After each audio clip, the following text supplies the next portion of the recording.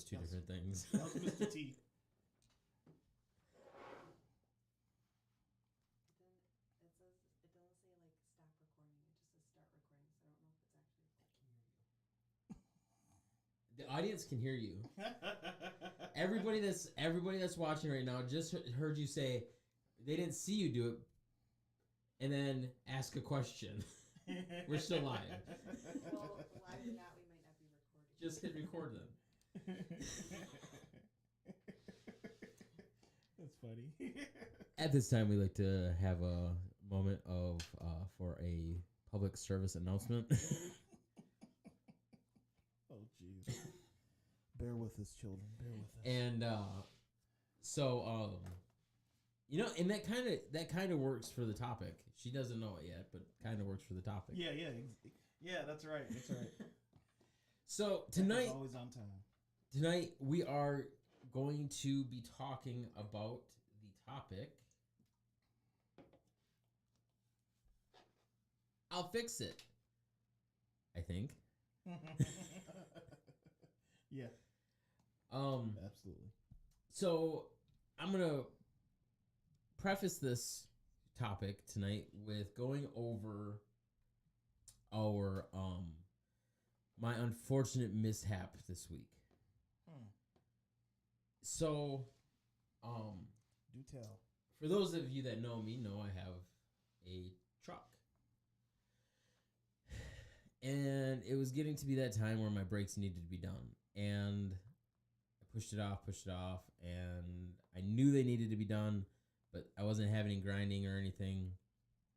And so finally got to the point where I started hearing a slight grind. I'm like, okay, like I can't push this off anymore.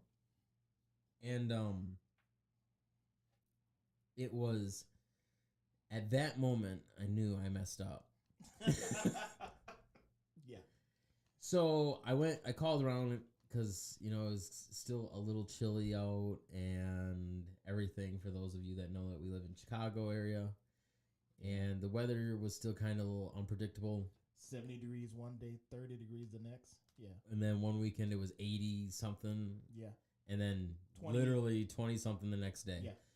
So I decided,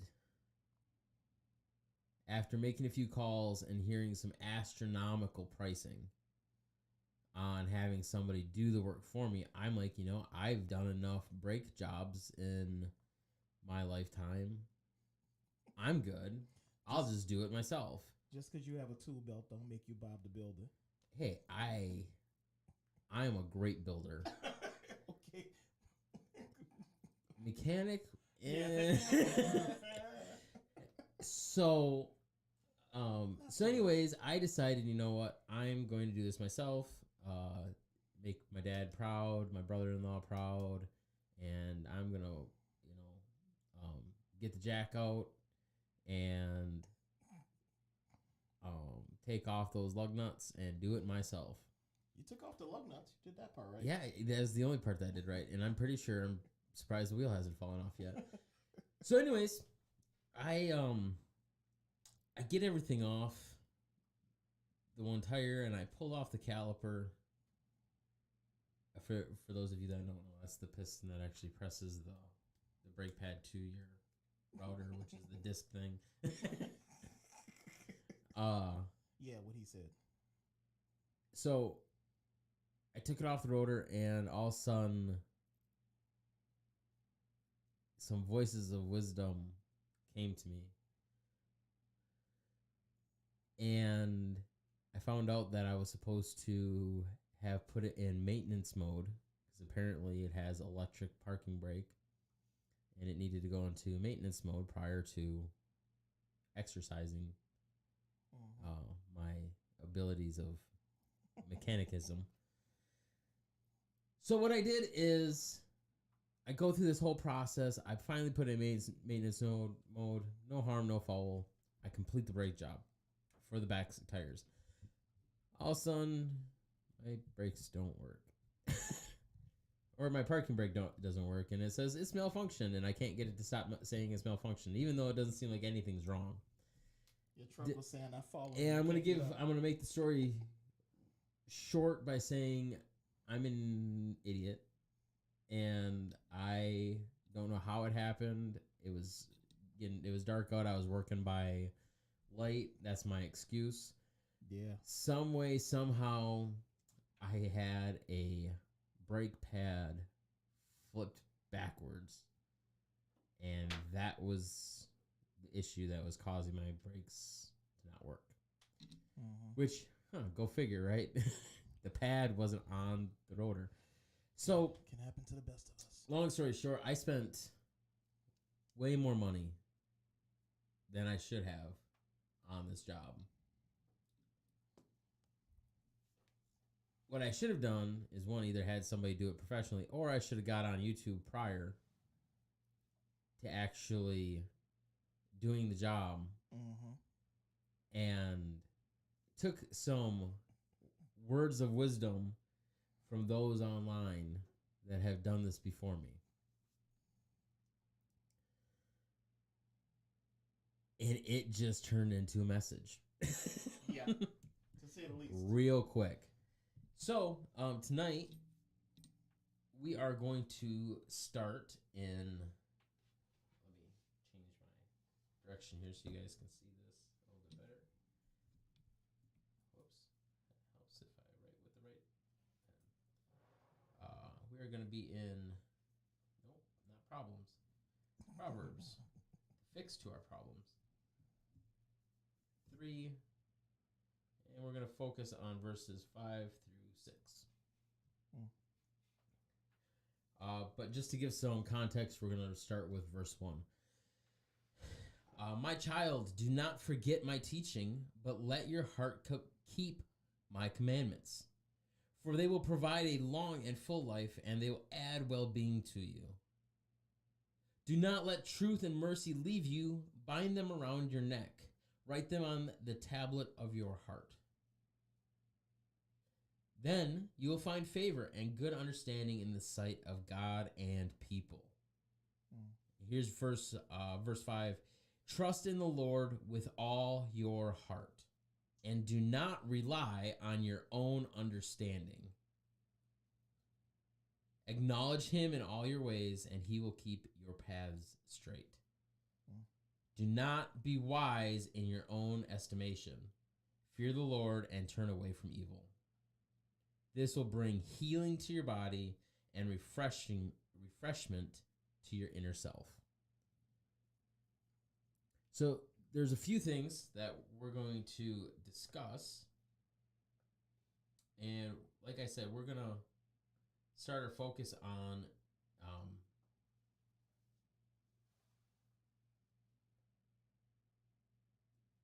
verse 5 and verse 6.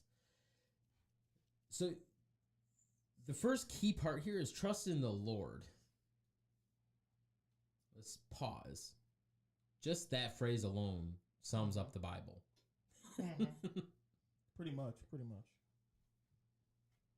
And it doesn't say with like some of your heart. It doesn't say with just, like with only the parts of your life that you want him to have. It doesn't say with the things that you don't understand, or, the things that are minuscule tasks to you, or, things that are, outside of your control. It's saying with all your heart. And the thing is, we do things, we test things. As people, we test. It's human nature. We test things.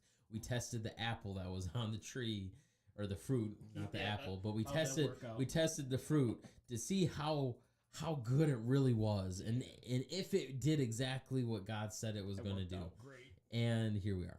We test paint. A wet paint. Yeah. Oh, jeez, please. Oh, is it really? I don't believe the sign. Maybe we need to test it. Don't touch your sister. And like, I'm not touching you. Yeah. And starts the whole fight all over again. But so many things we don't trust, or we lack faith in. Even mechanics. You take your car to the mechanic and they say, "Hey, this is wrong with your car." And what is one of your first initial reactions? Maybe not out loud verbally, but within yourself. Are you sure? Yeah. At $3,000, that doesn't seem right. You might need to go check again. Nope. Your engine's not working. Or like I did. Oh, but the guy in the forum said.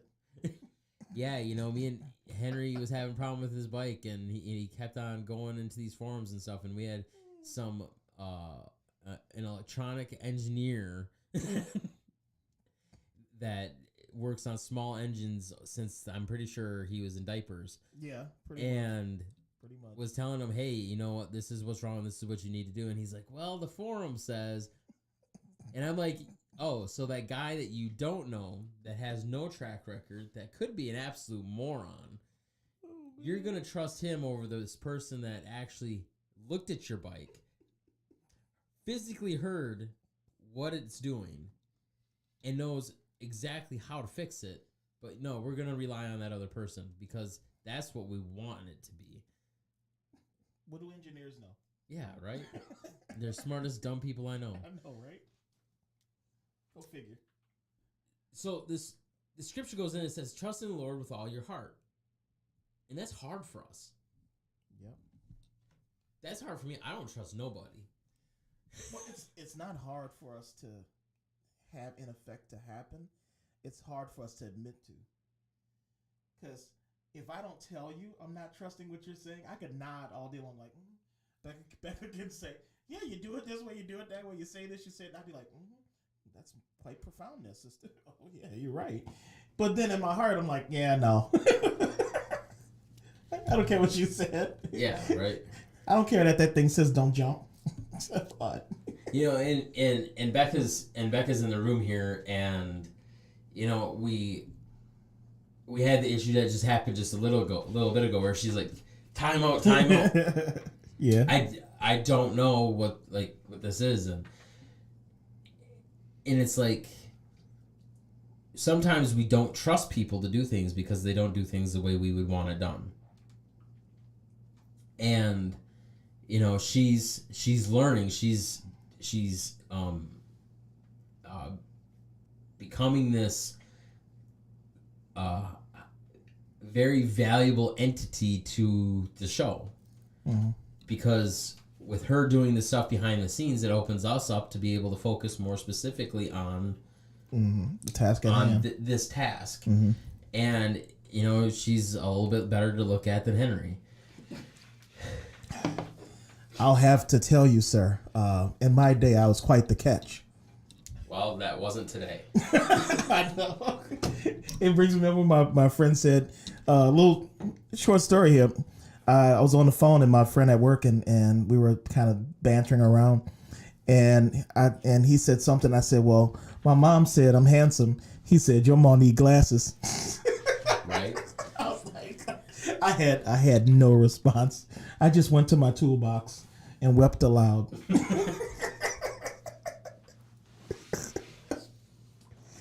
But it kind of goes into, again, with this aspect of trust, is there's things that we do where, for instance, in this moment of a technical difficulty or a slip up based off of inexperience, I could simply flip the table and say, you know what, fine, I'm just going to do it myself. Yeah. And a lot of things that we do, it might not be to that extreme, but I've lived a good portion of my life. Why are you looking on Amazon?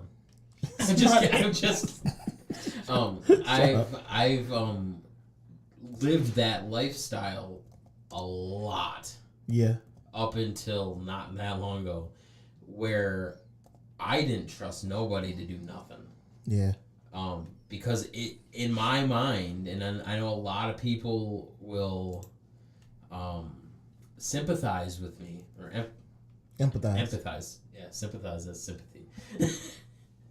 Empathize with me when it comes to sometimes it's easier just to do it yourself than to have somebody do it the wrong way, or do it the way that you wouldn't do it. And even at work, I struggle because I tell somebody, "Hey, go do this," And then they come back with results, and I'm like, that is not what I asked you to do. And they're like, it's exactly what you asked. I said, no, read your email again. And then they're like, oh, I'll be right back. And then they'll come back, and they'll still have it wrong. Yeah. And I'm just like, calm but down. it's Take it easy. because it's hard for us to trust in people. Mm-hmm. It's hard for us to exercise patience, Mm-hmm. self-control, grace.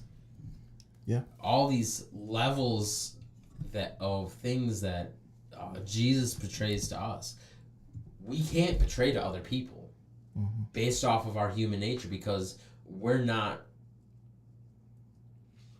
accepting of what Christ is giving us. So how can we, if we're not accepting and we're not building in that relationship of these things that are like Christ, how can we give that to somebody else when we don't even understand it ourselves? Yeah. And I think sometimes we don't understand these things too, because we have a history of the letdowns. We have a history of things that didn't go right. And sometimes we can apply those things to God. And so it leads us not to trust what God is telling us. Like when we say lean not on your own understanding, it's like, yeah, but every time I didn't do that, then somebody else dropped the ball. And it can be sometimes just something we perceive. And, those things can really hinder us from really being able to grow and learn and really fully embrace what God says in his word. Because somehow we think, either it's going to be another letdown, or even more so in arrogance and pride, we say, well, we know better. Well, you're hitting it right on the head in kind of transitioning us into the other parts of this, was where it says, do not rely on your own understanding, the things that we know ourselves. But then it goes on and says, acknowledge him in all your ways, and he will make your paths straight. Right. Yeah. And the thing is like the title says, well, I'll fix it. Mm-hmm. We try to fix it. We try to fix our financial problems. Mm-hmm. We try to fix our marital problems. We try to fix our addiction problems. Mm-hmm. Well, if I just do this, if I take this route and I say, I'm not gonna go to a liquor store. Mm-hmm. Well, then, fast forward. Well, I go into Walmart. It just so happens to have. It was on the way. Like, I mean, I had passed by the liquor section. Yeah, exactly. And yep. So we try to take things, for a lot of us, it's the whole diet, we all do that diet. We try to fix our weight. Mm-hmm. Well, I'm going to cut out sugar. So no more soda for me. Yeah. Well, how long does that last? Yep. Or you say no more soda, and then you just eat more pizza. Yeah. So you take one thing out, but you're really not. You're doing something else to supplement. And you're not fixing the problem. Right. Fixing the problem isn't that you're drinking soda. It's the quantity that you're drinking. Exactly. It's Exactly. we I think early on we covered this in one of our live streams, where it's we do things based off of our desires, right? Mm-hmm. So I can lose weight. I know I can lose weight. How do I know I can lose weight? Because when I wanted something, Mm-hmm. I wanted to join the military. Mm-hmm. I wanted to go to sergeant school. Mm-hmm. I wanted this. And what did I do? I ate an egg in the morning.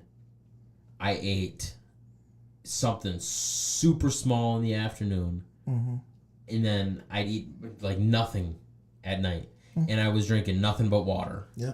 It boils down to motive and motivation. And it was false, but it was false motivation. Yeah. Because the motivation, the true motivation would have been, I want to live a healthier lifestyle.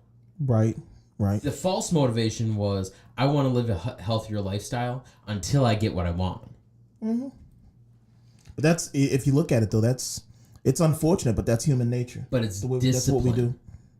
And that's the difference. That's the difference in all this. is I can fix it. I can fix the temporary. You know, one of my biggest problems is, you know, I broke apart on my truck. Back to that story, is I broke apart on my truck, and there could have been a temporary fix. The ear off of one of the parts that was like a $200, $250 part that I broke for, I don't even know how I broke, to be completely honest. But the ear that the bolt goes in broke off. And it's only held on by 2 bolts. So it's like I can't have it holding on by 1 bolt. And the suggestion was, hey, let's put a washer on it. And, you know, that could have held it in place. But then what happens when I go to hit my brakes?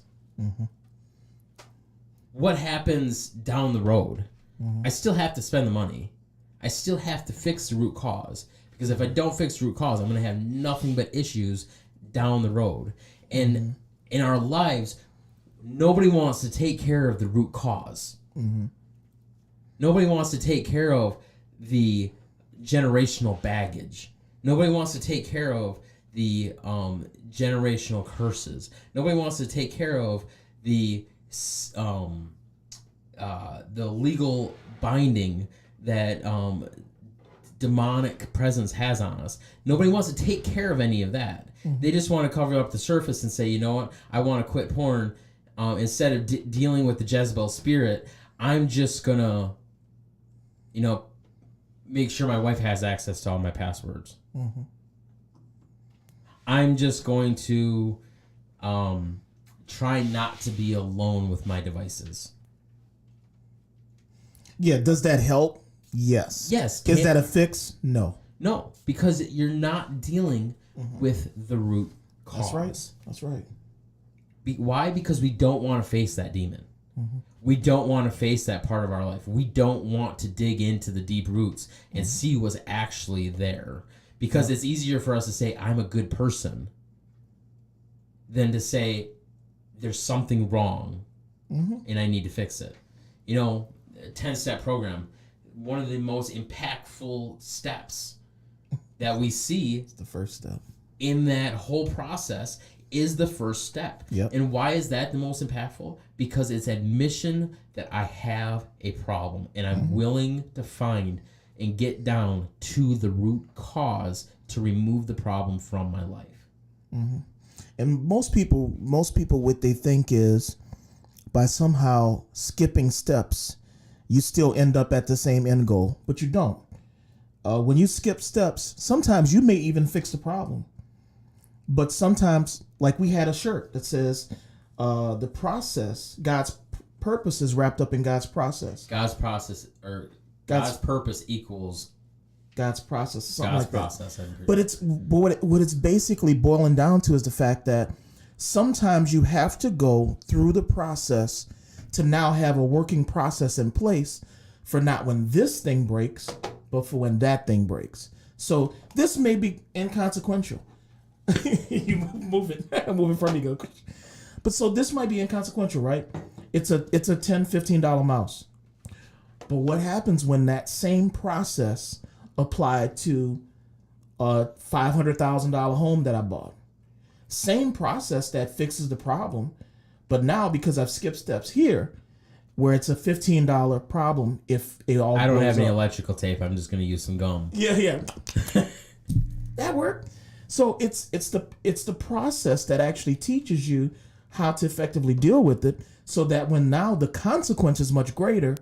Now, because I've gone through that process and I know, skipping steps on something so impactful, I just can't do that. And so, no different than you did with the truck, I did with my motorcycle. Sometimes we think skipping that step is still going to get us to home plate. But ultimately, it winds up leading us into this same spot where now we have to go and redo the thing that we started in the first place. Because now the consequences are just a little bit more weighty.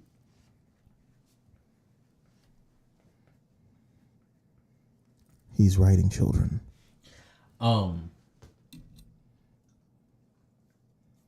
Which takes us to our next scripture, and that's actually going to be found in Proverbs as well.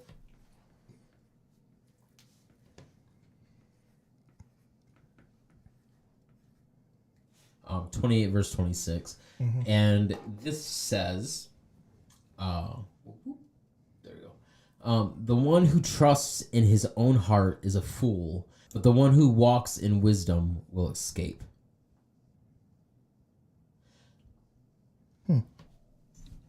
The one who trusts in his own heart is a fool. That'll preach. We tie off of the conversation we were just having, and it's just that is, you know what?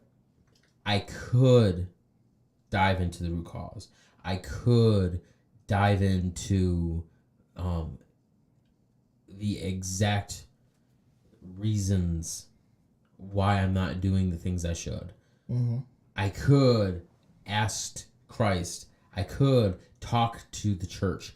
I could reach out to a fellow believer. I could do all of these things and go the right direction. Mm-hmm. Or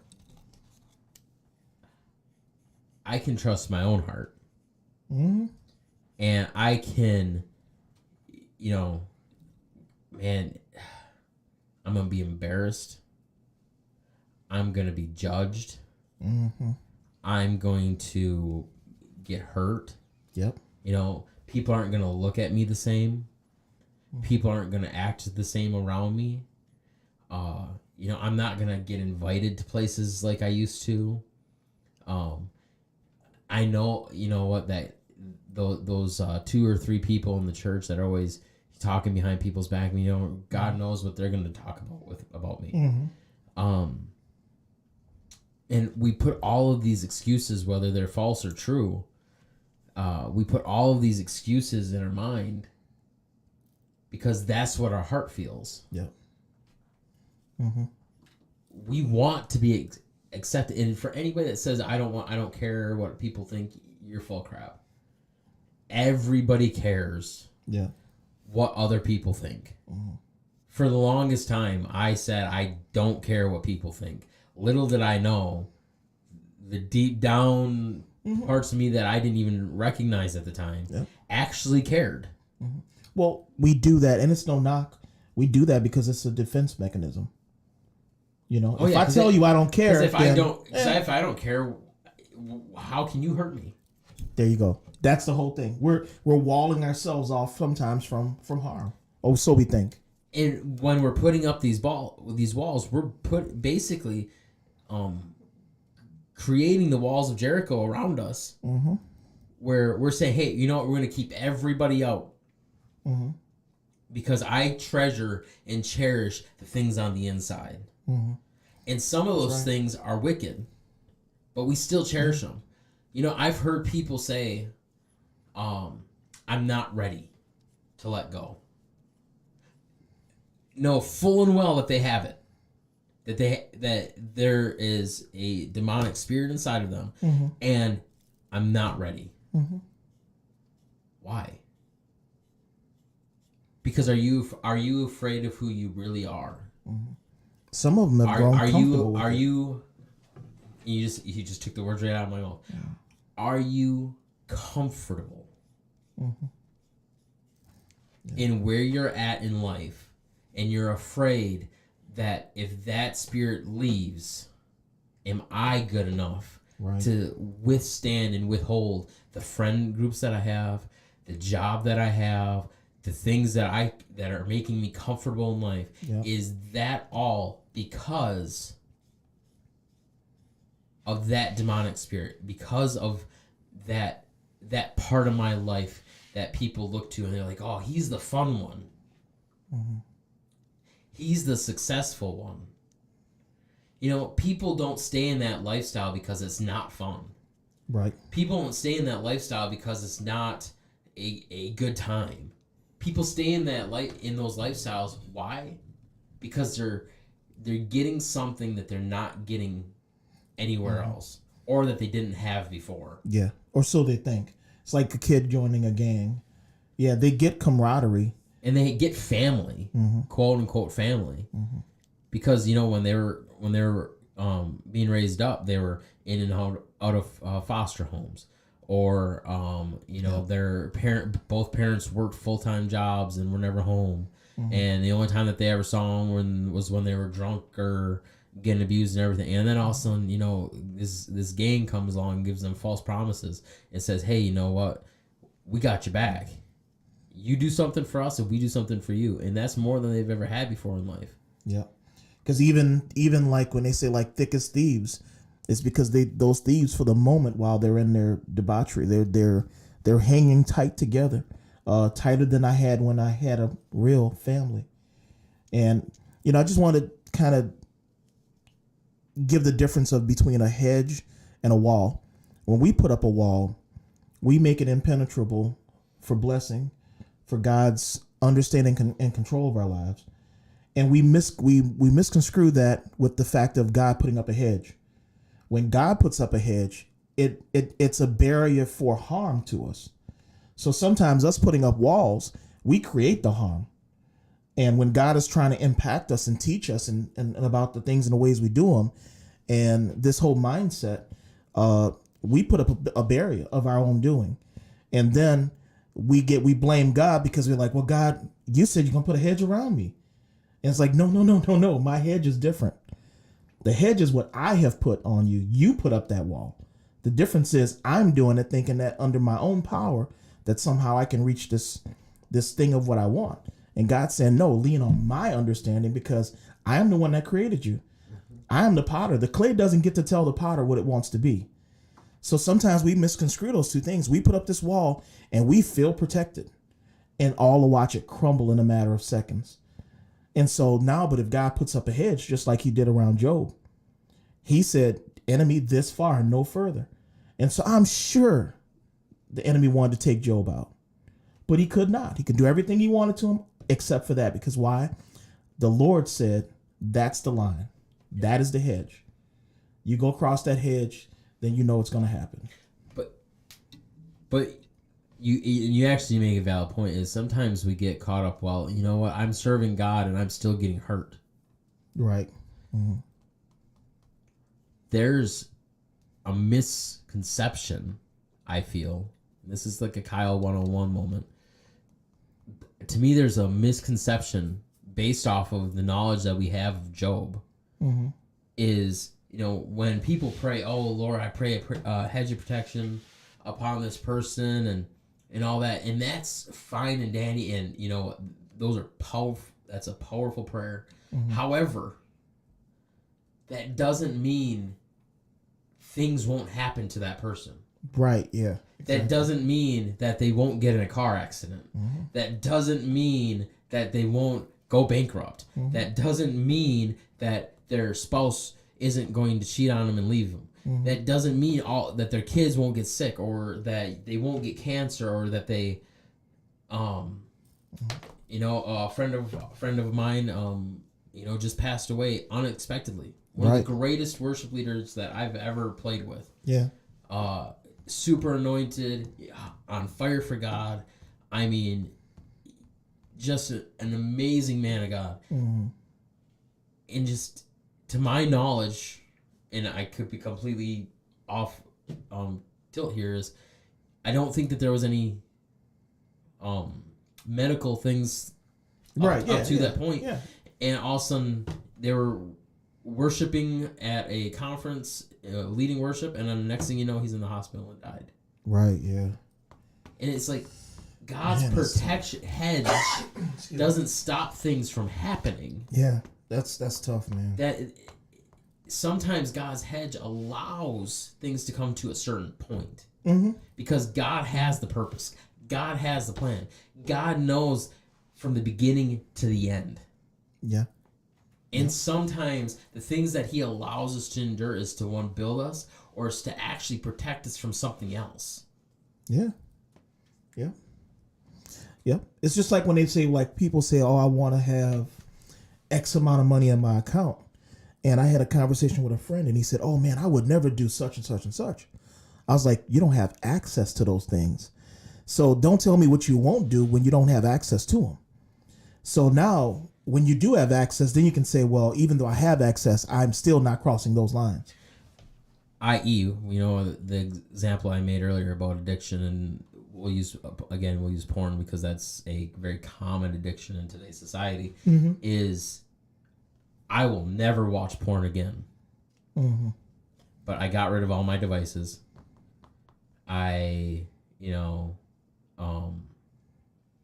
don't have the means to ever watch it again. Mm-hmm. Now, all of a sudden, somebody work, for instance, Mm-hmm. hey, here's a phone, There you go. and we need you to have this phone on you all the times because we need to keep work on you or keep an eye on you. Mm-hmm. There you go. Open door. And now, don't tell me something pops on your screen, Mm-hmm. and I'll never watch porn again. Or and see, this is how the enemy is so crafty. The enemy will say, okay, yeah, you don't have a phone, but he'll send some Jezebel, skankily clad, walk and lustfully walk right in front of you. Yeah, you might not be watching porn, but you believe me, there's a tape playing up in the old recorder. So all you can do in that aspect is to trust God. Mine's broke, man. Yeah, I know. Break the tape. But what you really do is go back to the scripture and says, well, I'm going to lean not on my understanding. So I'm going to lean on what God has said. So the way you fight that, and you might have to physically tell yourself scripture so that you can effectively walk away, because the Lord will give you a way of escape. The problem is not all of us want to escape. Sometimes we like being there. We like pigs. We want the slop. No different than a person. And it's the truth. We want the slop.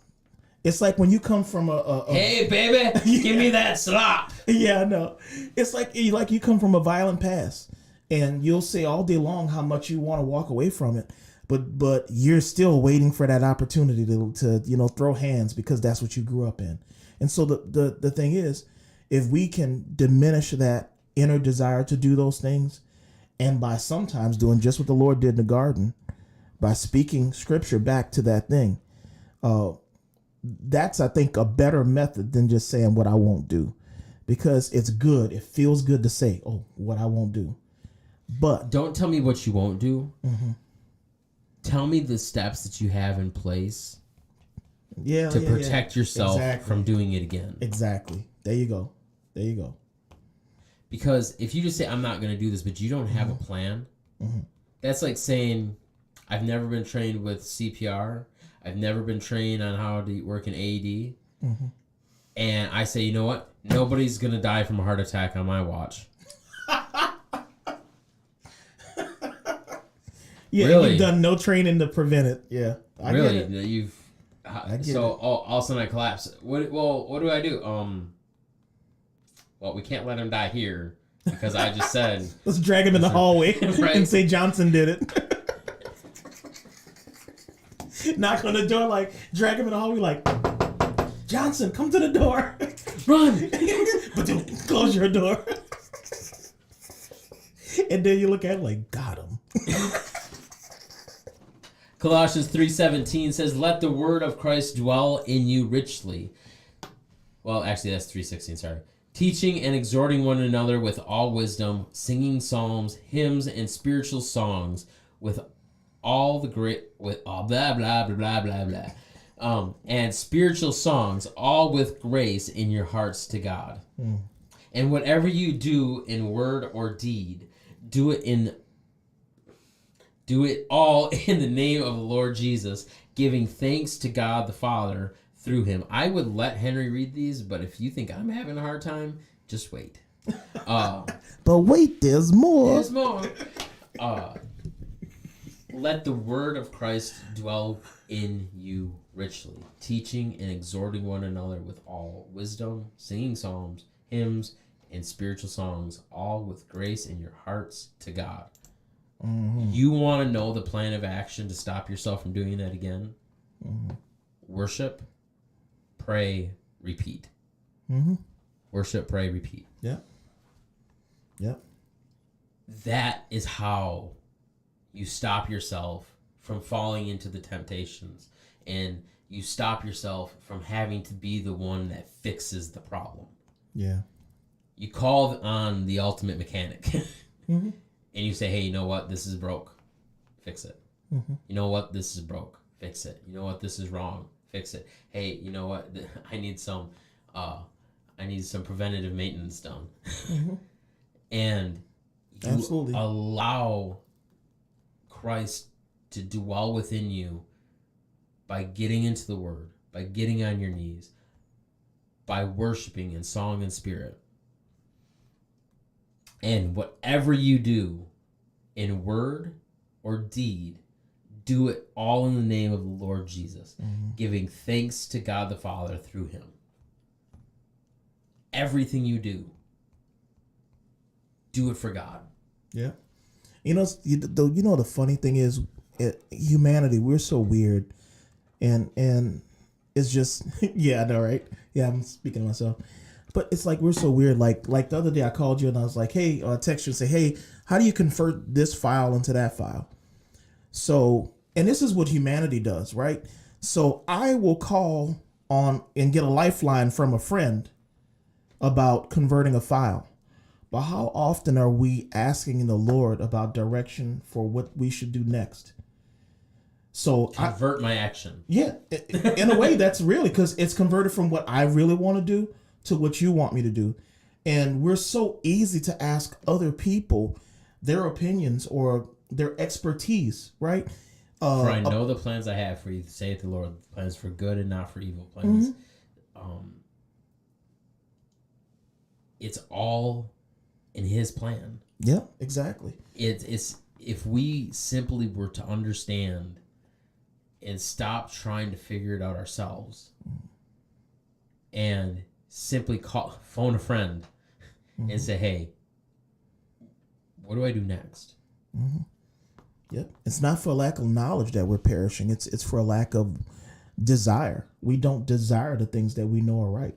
I mean, many of the things that we talk about, it's not like somebody didn't read it in this Bible. It's not like we're making it up new. It's stuff that's been written down for thousands of years.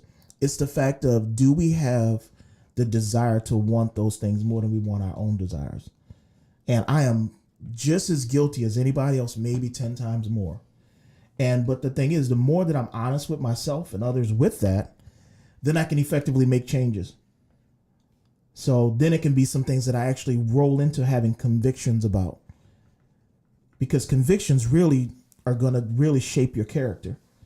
Your character isn't shaped what you say on the live cast. Your character isn't was shaped by what you say to a friend on the phone. Your character is shaped by those convictions that you have to say, when this situation arises, these are the steps that I'm going to take. And so now my conviction can become part of my character, and it's going to work in conjunction with that. You are always one decision from a completely different life. Man, that'll preach. Go ahead on, Pastor. Preach. Preach, yeah. Now go ahead on, pass the collection plate around again. For that good word that the Lord had told me about. We are always one decision. Yeah. From a completely different life. Man, that's on it. That's on it right there. You know, we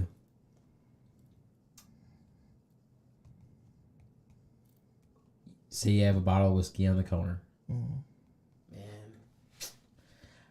I could drink that whiskey or I could dump it down the drain. I could pull into that strip club or I could keep going.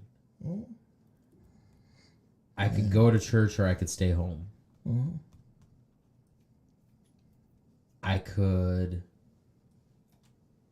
face the root problem or I can try to fix it myself. Yeah. Been there a bunch of times. We are always one decision from a completely different life. Yeah. Oh man, I could make that $50,000 purchase for a truck, or I could buy a $10,000 car. Yeah. And it boils into so many things, man. It's like even like you look at growing up and being in those contexts, like, you know, yeah, she would be good to date because she's going to be good for a lifetime, but she would be good for tonight. And so in many cases, because that's going to take work and that's going to take our effort and commitment, we say, okay, well, what's her number? 911 extension 12. Got it. She was like, showing up because. And that didn't mean we was gonna cut the stream. Oh yeah, no. But that's You the are thing. always one decision from a completely different life. Yeah. Yeah. Sometimes even the words you say. Preach. Preach.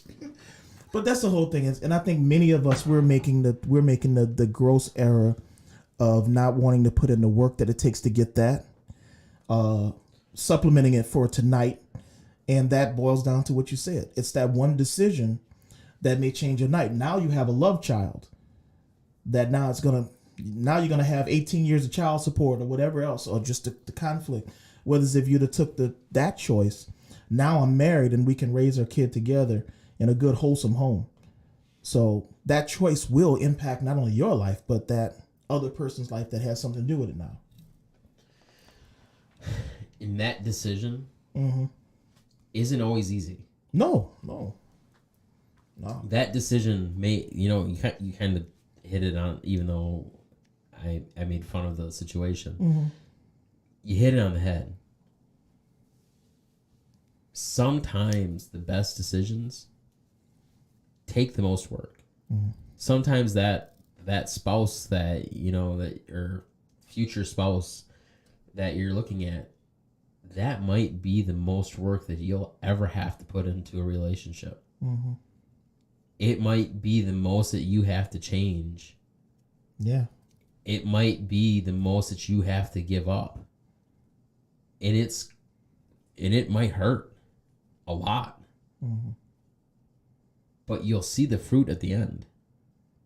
You don't always see the fruit, and that's the problem with our microwave society. Is we put a pot roast. I mean, when I was younger, my grandma put a pot roast in the oven, and we didn't see it until later that night. And she had the thing rolling in a crock pot since 7 o'clock that morning. And that smell dancing in your head all day, huh?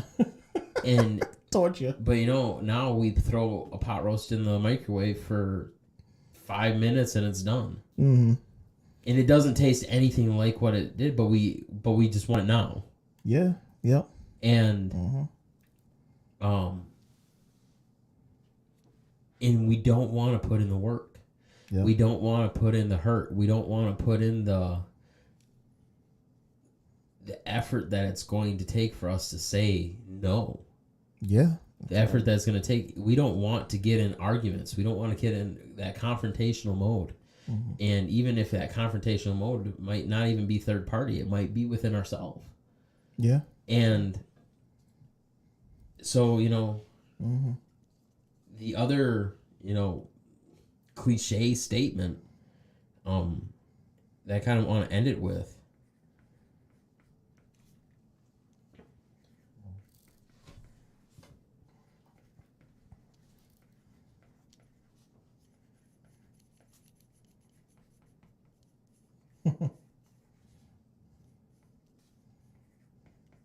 Kids and their technology.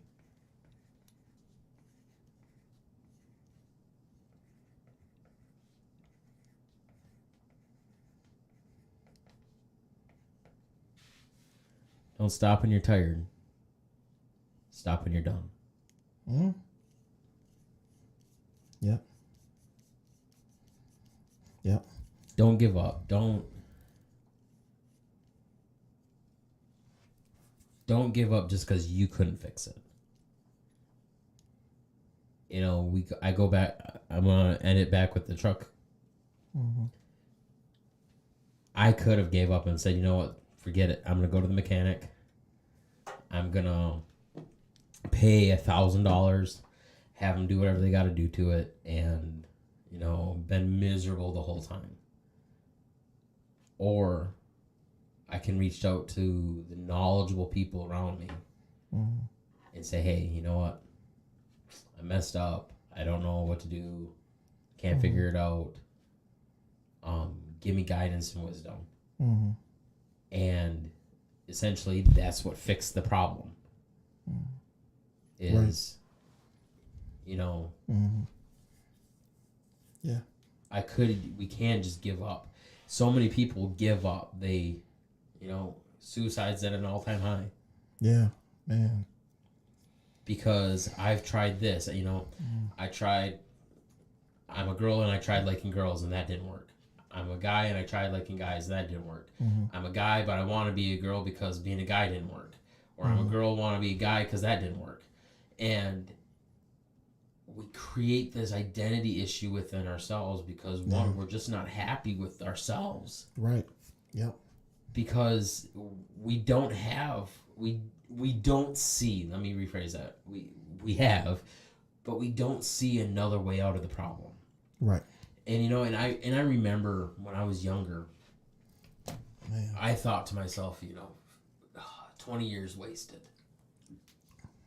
Even now, I'm like, there's a lot of time even recently where I'm like, man, 30 years. If I would have just got my life right 15 years ago and actually dialed in, stop playing games, stop doing all this stuff, where would my life be at now? And you get depressed thinking about it because you're like, man, like I could have the American dream. I mean, and not as a pat in the back moment, but I look at all the talent that I have, and I'm like, if I would have focused more on piano, if I would have focused more on this, if I would have focused more on this, if I would have done this right, if I would have done this different, if I would have done this different, if I would have just emphasized these gifts that I had and used them for good, where would I be?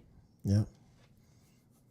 If I would have, got really, not that I wasn't in ministry and I wasn't quote unquote serious about it, but if I really would have dove into ministry head first and said, you know what, screw everything else. Can I say that? Is that allowed? I believe. Okay, well, you already did. It is. Yeah. It's already allowed. I think you did. But if I would have just said, you know what, screw everything else. This is it. And this is my only focus and my only emphasis in life. Where would my ministry have been now? Right. And we can dive in and go down that slippery slope all day long, but it doesn't change yesterday. Right. And I can't allow myself to think my good years are gone. Yeah. But I can look at the glass half full and say, you know what?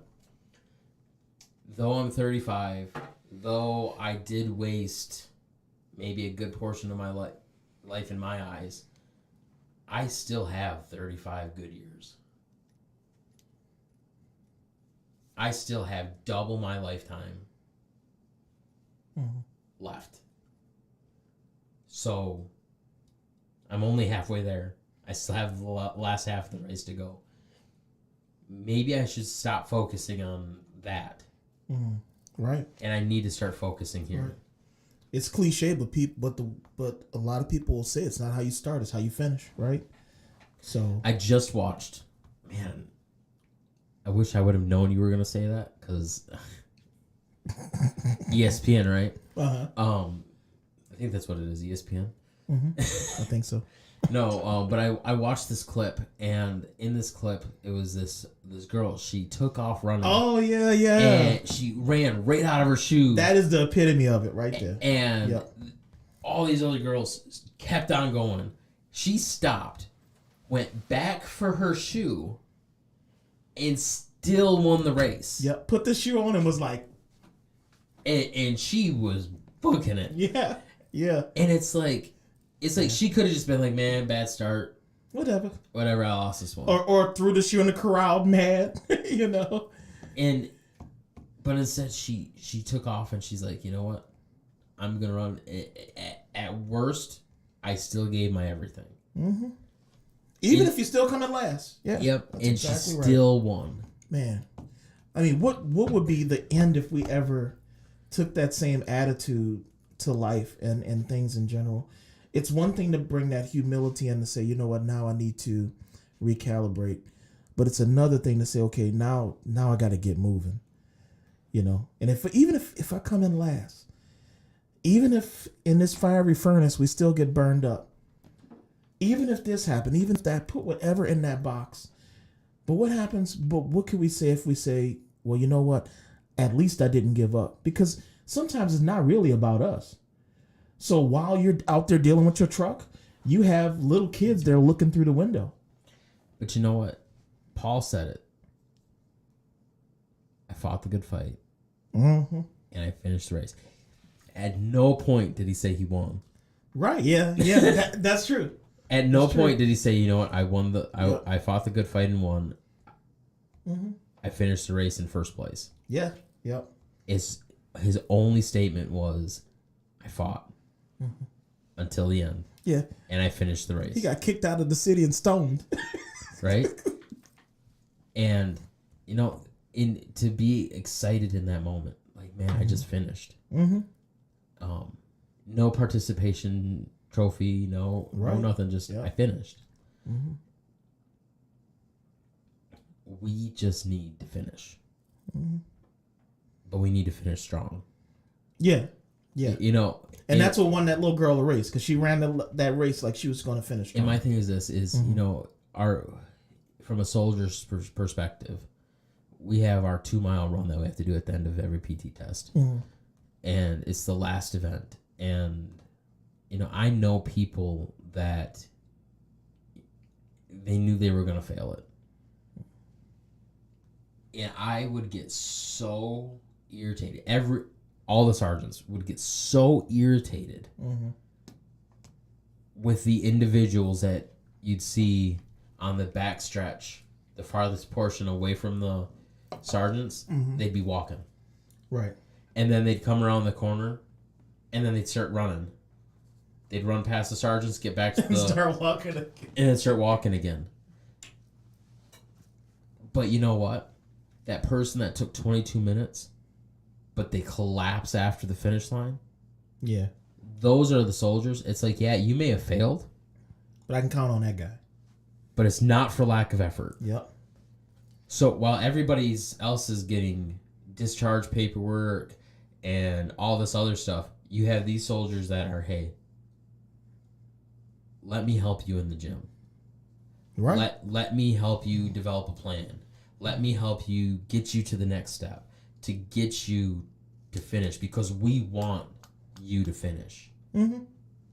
Yeah. You want a guy like that on your team.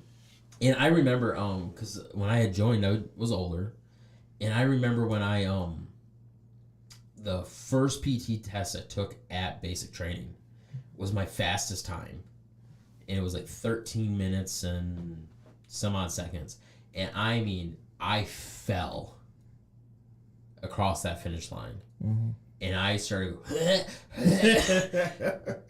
because because of course the competitive person in me, I had started to get to know these young kids, and I started getting called dad and grandpa. Yeah, and you ain't gonna you ain't gonna beat me now. And I'm like, nah. Yeah. And so and so a lot of these kids that were like they thought they were rock stars, were behind me a minute and a half. Yeah. So I crossed that line. We had another PT test. Same thing. Just shy of what I did the first time. And I remember we went to our clothing and sales, and we were, getting our final, like our blues and all that stuff all figured out. And one of the drill sergeants that I never really got to interact with because he was part of a different platoon, he saw me and he's like, "How old are you?" He's like, "Aren't you that guy that like dies at the end of every?"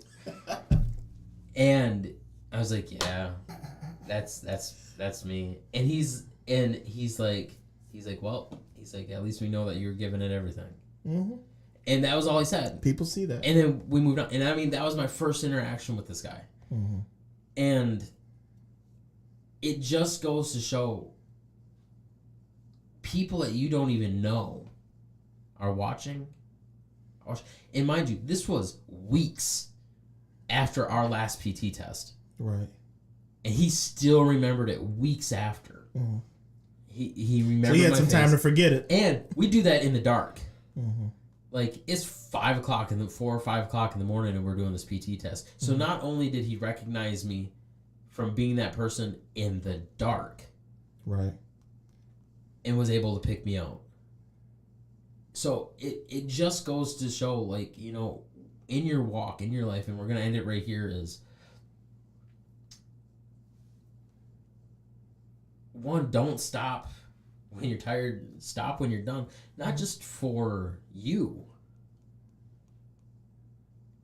but for the people around you, like your kids, your spouse, your friends, your coworkers. They see it, whether you think they see it or not, and whether you're paying attention to what's going around you at the time or not. People see it, and it speaks volumes of what God is doing in you. And that sergeant was like almost a representation of God when he says, "Well done." Yeah. You know, and that's what you want to hear. You want to hear people above you to say, "Hey, man, good job." Yep. So, I encourage you,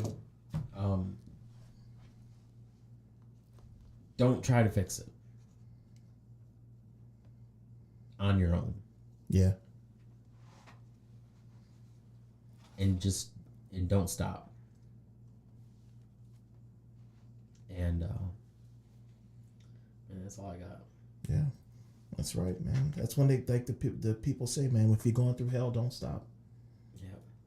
It's the worst thing. Charge through hell with the squirt gun, right? Yeah. Pew, pew. All right, y'all. Love you, care about you guys, and as always, if you guys need anything, hit us up on Facebook. You can hit us up in our messenger, and we're here to pray for you. Whatever you need. We might not be able to do everything, but we'll do what we can. Amen. So, once again, we love you, care about you, and until next time. That was a good stream. I can help you run. Now tie a rope to the back of the truck. Whee! You have incentive. Fastest 2 mile you've ever ran.